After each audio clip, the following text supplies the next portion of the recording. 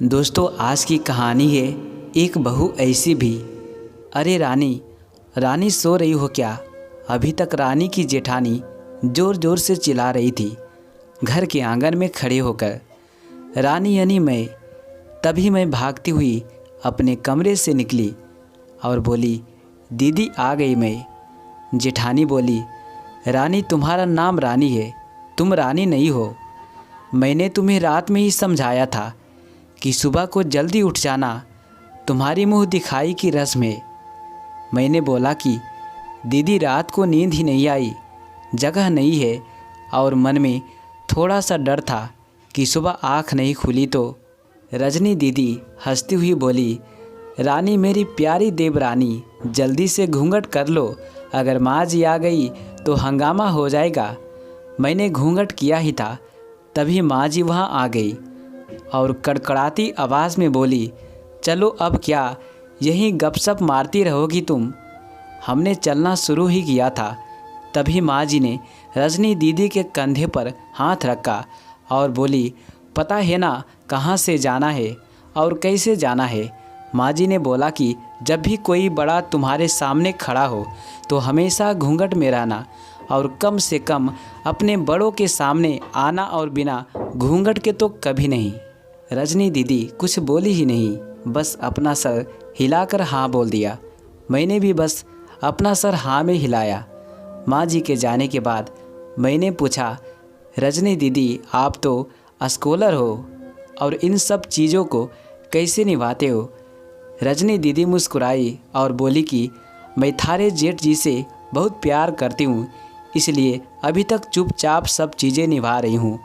मैं कुछ नहीं बोली और चुपचाप रजनी दीदी के साथ घर के बाहर वाले कमरे में जाकर बैठ गई। वहाँ पर एक पड़ोस की आंटी जी बैठी थी। वो बोली कि यह कैसे बहू आई है, ससुर जी के सामने खड़े हैं और ये यहाँ बैठी है, मुझे कुछ समझ ही नहीं आया। मतलब रजनी दीदी बोली कि आंटी जी अभी नई बहू है, यहाँ की रीति रिवाज सीखने में थोड़ा समय लगेगा। रजनी दीदी मुझे वहाँ से उठाकर मेरे कमरे में छोड़ गई। 6 महीने यूं ही छोटी छोटी चीज़ों में बीत गए। फिर एक दिन मैं राहुल के साथ साड़ी लेने गई। राहुल का फ़ोन आया और वो दुकान से बाहर बात करने चला गया। साड़ी की दुकान पर बेधड़क होकर साड़ियाँ देख रही थी। तभी साथ में बैठे हुए अंकल जी खांसे। एक बार, फिर 2 बार, फिर 3 बार। मैंने साड़ी वाले भैया से बोला कि भैया इन अंकल जी को पानी दे दो, बहुत खांसी हो रही है इन्हें। अंकल जी भड़क उठे और बोले, क्या बदतमीज़ लड़की है ये, कुछ शर्म लिहाज है या नहीं इसे?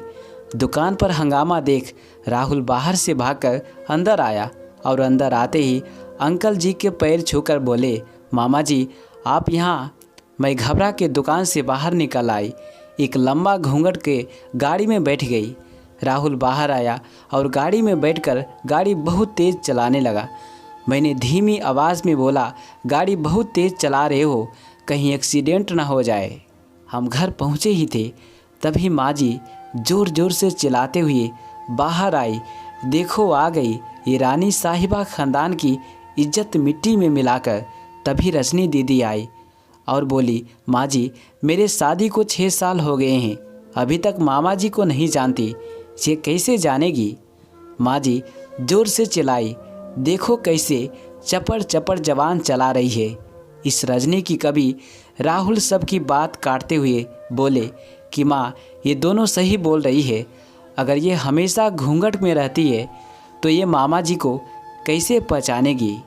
और माँ आज मामा जी के फ़ोन पर तुमने पूरे घर की शांति को भंग कर दिया है। ये वही समाज है जिसने सीता मैया पर भी उंगली उठाई थी। पिताजी और जेठ जी ने भी अपना पक्ष राहुल के साथ ही रखा। माँ जी थोड़ी देर सोचने के बाद वापस रजनी दीदी और मेरे पास आई और बोली कि तुम दोनों को अपनी मर्यादा पता है।